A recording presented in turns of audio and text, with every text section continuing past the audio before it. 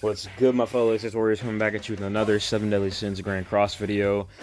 And I've been seeing this video pop up a lot, but I wanted to make my own version of it. I wanted to tell you guys if you should summon on the Assualt Meliodas banner or not. This is for JP players that are still deciding or if they want to keep going, or for global players that are looking at this. I want to make this video because I've been seeing a lot of videos on people deciding what they want to do and what not to do. And also, while I'm here, I'll go ahead and tell you guys, I'm 3 multis away from getting this man guaranteed. The banner has been pretty good to me. I've gotten a lot of things that I needed, except for Assualt Meli. I pulled basically everything else on the banner that I needed. But without further ado, let's go ahead and hop in. I hope you're all having a good day, and make sure to like, comment, subscribe. So we're going to dive into the value of this banner, and I'll break it down, and then at the end, I will tell you if you should summon or not. So, of course, Assualt Meliodas, he's definitely a top tier unit. A lot of people, you know, they try to knock him for his passive because it's restricted to Demon and Commandments, but in my opinion, Demons and Commandments are pretty common, and with how often they're discounted in the Platinum Coin Shop and put on banners, I really don't think his passive is a knock, and you can still run him on, like, the Green Gother team and, like, Death Pierce in the back, and he can still work pretty well. Of course, his best team would be with Commandments or Demons, but he still works really well. And I'll go ahead and break down his cards and stuff so you guys know what you're dealing with. Of course, this card right here, this is an AoE Rupture card. Rupture basically deals 2 times damage to buffed enemies. So this is going to take care of Escanor's passive, and it's going to take care of Godless's shield. And then this is an Amplify card, which deals 30% more damage per buff active on him. So this card can be pretty disgusting. And then his ult is similar to, like, Mikasa's ult, where it increases basic stats by 50% for 3 turns, and then it deals 350% AoE to all enemies, so it's pretty disgusting. And of course, if you don't know his passive, because I remember it basically by heart now, he, when the team is all demons or all commandments, and they're attacked, or he's attacked, he gets plus 5% to his basic stats up to 25%. And then also, with every hit, he lowers the enemy's defensive-related stats by 15%, up to 75%. And all this can stack 5 times, so basically 25% for the basic stats and 75% for the defense. It's disgusting. His passive is insane. Him alone is worth summoning for, in my opinion. He's a top tier unit. People can knock his passive all they want, but there's videos of him literally soloing Champions geared PvP and ungeared. He's disgusting. There's no ifs, ands, or buts. He's worth summoning for on that alone, but that's not the whole conception. I'll tell you if the whole banner is worth summoning for after. Blue Droll, really good unit for this for this Meliodas, because he's got the Petrify card, which is really good if you want to shut down people. He's got the Taunt. His passive, I forgot what his passive does specifically, but it's good. And then his commandment, I know his commandment for sure. In PvP, like, when you're attacked, it gives, when you attack or when they attack, it gives you resistance, like, solidifies, which is 30% resistance, so it can make you really tanky, and it works really well with the Meliodas, because he does ×2 damage with his Rupture card to enemies, so it works really well with him. Blue Droll, really good unit. Then you got Sariel, god tier unit, top 10 unit in the game for sure. He has his AoE card, which deals sever damage, which is really good. It does a lot of damage. Then he has his single target, which deals Power Strike, which it deals more damage based on the resistance they have. And then his ult is basically just raw damage. His passive, he gives 20% basic stats to Goddess allies. It applies when entering battle. And then his Grace, when he does a critical hit, it, like, lowers their critical defense by like, he does more damage basically with his Grace. So he's worth summoning for as well. Tarmiel is one of the most annoying units to face, because he has a ult gauge takeaway card, and it can do really good damage. And it goes up to 3. He has this, it's not necessarily like a God Liz shield, because it doesn't, well, basically what it does, when your allies are attacked, it makes Tarmiel take a percentage of it, and then that's what happens. And he can reduce the damage as well, because that's what he does. If you look at the card, 40%, like as you can see, he takes 40% of the damage, and then like he reduces the damage by 40%, and then it goes less for the damage taken, and then it reduces the damage. It's a pretty disgusting shield. His ult, I'm pretty sure it's based off of his, I forgot if it's defensive or HP related stats, one of the two, but it does damage to all enemies, and it heals you up after you do it. It's really good. Oh yeah, his passive, it's gonna heal you up every turn. And then his Grace, pretty sure it's around the same thing. But overall, he's a really good unit. If you want to look more into him, of course, you can go on the Grand Cross database. I'm just doing a general conception of what I know off the top of my head. I'm not looking at the database. I'm just saying what I know from them, because I know all these units decently well to give you a good idea if they're good. Ludiceel, thing about him, he's a pretty good unit, but the thing about him, you have to wail on him for him to be like extremely good. Otherwise, he's kind of just like like he's not bad, but he's solid. He's got this single target cleave, it's just raw damage. It has the Derriere scaling for the damage and stuff like that. It can hit really hard. Then he has this AoE Rupture card, which deals 2 times damage to buffed opponents. So once again, he would be really good against like Godless Shield and stuff like that. His passive right here for PvP only. If his CC is higher than the opponent, it doesn't count all the CC together, it counts for each enemy. So if his CC is higher than the enemy's, it lowers their defensive related stats by 40% for 3 turns, which is insane, because 40% lower to defensive related stats, that's a lot. So you're going to be doing a lot more additional damage with this guy if you get that passive off. So it's really good if you got that. That's why it's good to wail on him.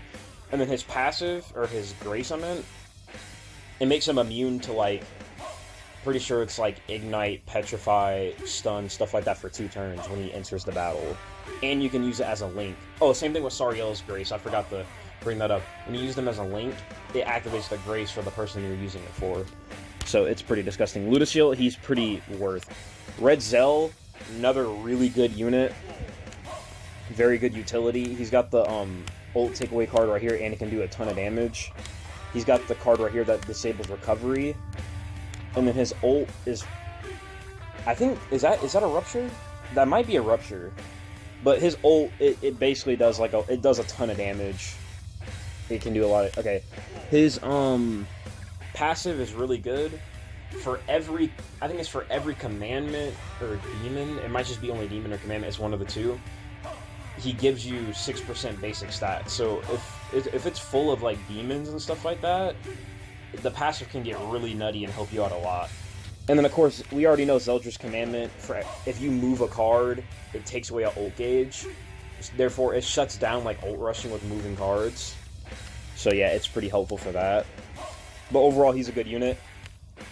Green Monspeed, he can be good, but you have to have an Ignite team set up. You can't just run him on a random team and he'll be good like the one Escanor or something like that, or Lost Main. For him, you have to have him set up on an Ignite team, so you would want to run him on a Kyo team, because it'll proc his passive. But all his cards basically, I don't remember exactly what they do, but they revolve around Ignites. And I'm pretty sure this gives him ult gauge as well. I forgot what it does. Yeah, but he's centered around Ignites mainly. That's the main thing about him. And then Glocks. Glocks is not a bad unit, but with the one Escanor running around, because any red unit right now is just basically fodder, unless you use them correctly, because the one Escanor can easily just mow them down. But his card right here, when you get a level 2 and level 3, it seals rank 2s and higher, so you can only use rank 1, so that could be clutch. And then he has a card that starts off as a cleanse, and then it goes to a heal, so it can be really good. And I think Glocks' passive, I think it deals with lowering attack or something like that. I forgot exactly. No, the commandment. The passive, I kind of forgot, to be honest with you, but Red Glocks is a pretty good unit. Oh, it's a Blue Fraudrin. He's really good for... The thing about him, his gimmick, is that, like, you use his Reflect right here. Yeah, is this the right Fraudrin? I think it is. Yeah. No, unless that's green Fraudrin. Yeah, that might be green Fraudrin. I might be getting the wrong Fraudrin mixed up, but no, it might be. Yeah, I think it is blue Fraudrin. Yeah, because his Reflect, it can deal a ton of damage back to the enemy, so it's good for like 3v3 tower challenge and stuff like that. He's not really meant to do damage at all. He's mainly just there to use his annoying Reflect. Green Derriere used to not really be that good.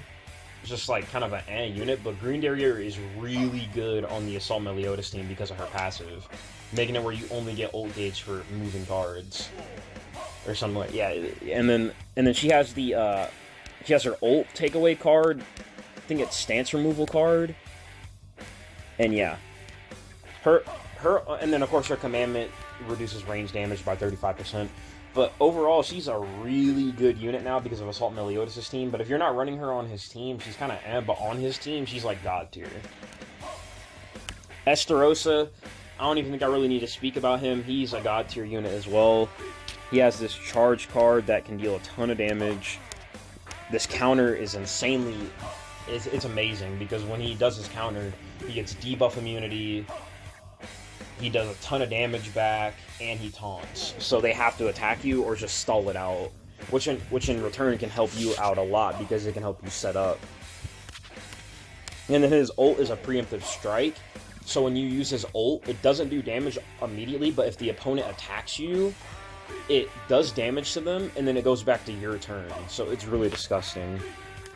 And then, yeah, his commandment deals with the debuff immunity thing when you assume a stance. And then his passive, when you attack or an enemy attacks, it reduces their attack by 20% for 3 turns, which can cuck a lot of people because it's lowering their attack and they won't do as much damage. So it can be detrimental to you, but detrimental to them. You have to play around his commandment correctly, but it can really mess up your opponent. Bellion is dog shit. I don't even need to continue with that. New Year's Jericho, she's not really that good either. She's more of just collection.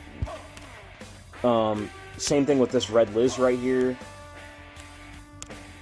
You're not really using her for much. Elate, she actually has some solid use because of her passive. Because her passive, it raises your crit rate by 5% with each card used up to 50%. So it could be good for units that don't have a good crit rate, or if you want to get it higher. And then this card right here lowers their pierce rate, and then when you do her ult, I think it does it boost your... What is it? I forgot what it boosts exactly, but it boosts like it's one of the main stats that you need for like guild boss and stuff like that that are really helpful, and she boosts that. But she's actually kind of solid in like guild boss and stuff like that. She's a solid passive, but you're not really going to be using her as a main DPS or a tank. It's mainly just for her passive. Green Demon Meliodas, the thing about him, he's kind of interesting because when you kill an opponent, you get ult gauge back. It's pretty handy. Of course, he's got the Blue Demon Meliodas ult. It's nothing different. I forgot what... Oh, yeah. This card seals ult gauge. And then I forgot what this card does, but he's alright. He has to be in the right circumstance. But he's not bad. But overall, I'll do a recap of how the banner is. Assualt Meli God tier, Droll's really good, Sariel Tarmael's God tier. Ludo is solid, but if you wail on him, he's God tier. Red Zeldris is God tier. Green Monspeet is pretty good. Red Glocks is solid. Fraudrin can be really God tier in the right situation, but overall he's solid. Green Derriere is God tier now because of Assualt Meliodas. Esterosa's God tier. Bellion shit. Jericho's eh. The Elizabeth right there is eh. Elate is solid if you use her in the right places, and Green Demon Meliodas is solid. So overall, when comparing it to the one Escanor banner, I'd probably say the one Escanor banner, it's kind of difficult because they designed his banner around the commandments and demons because that's his team, and then Escanor, they kind of just like, I mean, they didn't necessarily just throw stuff on there, but they have all the festivals on there and stuff like that. But overall, I say if you could, I would probably go for both. But I'd probably put the one over him in my opinion, but like by a smidge, because the one, you can use him in a bit more things, and he just does a ton of damage off rip. You don't have to worry about a passive proccing. I'm not saying that Meliodas' passive like ruins him, because he's still a god tier unit, but Escanor off rip is just dealing crazy damage, like Chad damage.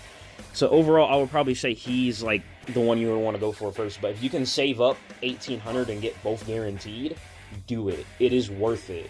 You're not going to regret it. Both of these units are worth having. But that'll do for this video. I hope you guys enjoyed the guide. I thought of doing this guide because, like I said, I saw the videos on it, and I thought it would be good to make my own if people can take, you know, like my take and see how they like it. But I hope you guys have a great day. Hope you guys had good pulls. If you guys want to let me know what kind of pulls you had, let me know in the comment section below. Make sure to like, comment, subscribe. Make sure not to pull the outfit too tight, otherwise the outfit might fight. This is Latex God, signing out.